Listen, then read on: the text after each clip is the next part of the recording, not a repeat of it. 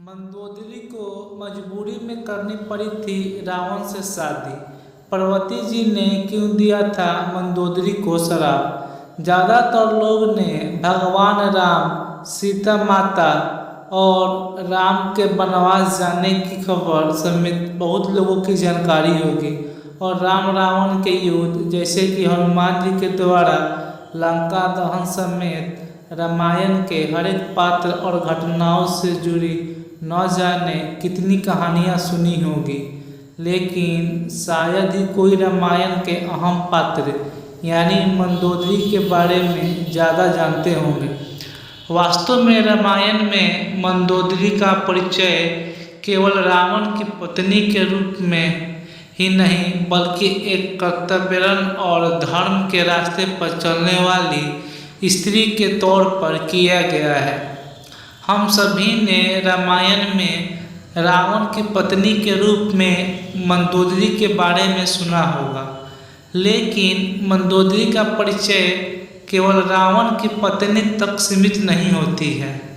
रामायण में मंदोदरी का वर्णन बेहद सुंदर और पवित्र यानी धार्मिक महिलाओं के रूप में किया गया है, जिसने एक तरफ से सीता के अपहरण के लिए रावण की बार बार आलोचना की, तो वहीं दूसरी तरफ एक कर्तव्यपरायण पत्नी की तरह लगातार अपने पति को धर्म के मार्ग पर आगे बढ़ने के लिए अग्रसर और प्रेरित किया था।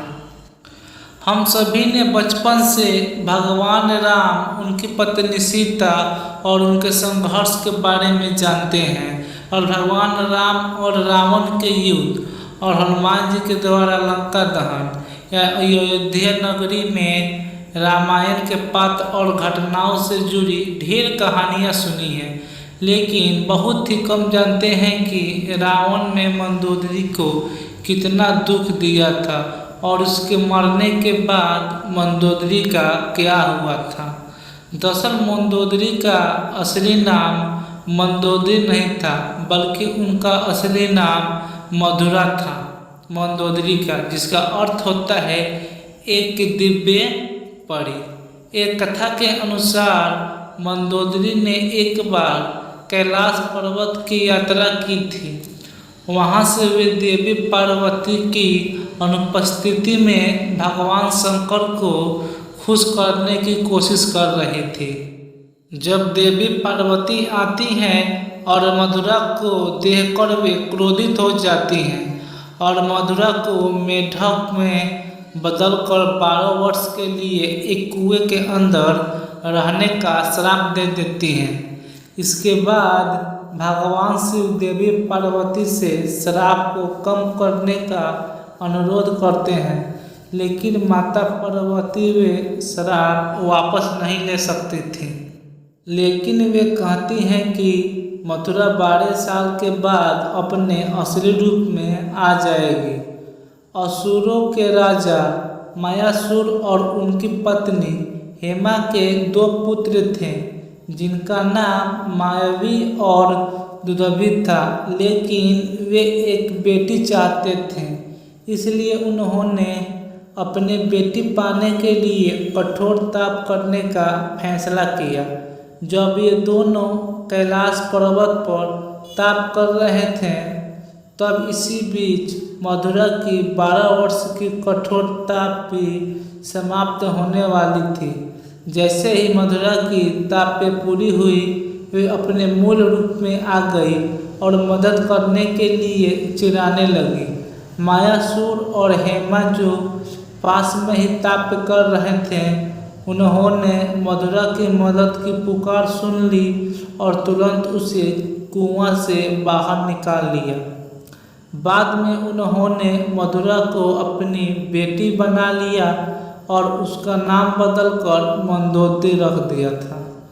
रावण ने मंदोदरी से जबरदस्ती शादी की थी। शायद आप लोगों को इस बारे में जानकारी नहीं होगी। एक बार रावण मायासुर के महल में गया तो वहाँ उसने मंदोदरी को देखा और उस पर मोहित हो गया। उसने मायासुर से मंदोदरी का हाथ मांगी। लेकिन मायासुर ने मना कर दिया, जिससे रावण नाराज हो गया और मंदोदरी को उससे शादी करने के लिए मजबूर करने लगा। मंदोदरी को पता था कि रावण भगवान शिव का भक्त है, इस डर से वो अपने पिता की रक्षा के लिए वे शादी करने के लिए सहमत हो गई। रावण से शादी के बाद जब मंदोदरी के दो पुत्र मेघनाद और अक्षय कुमार को जन्म दिया और मंदोदरी रावण को उसके गलती कामों के लिए हमेशा टोकती थी, यह जानकर कि रावण अपने विनाश के मार्ग पर आगे जा रहा था। मंदोदरी उसे लगातार धर्म के मार्ग पर लाने का प्रयास करती रही।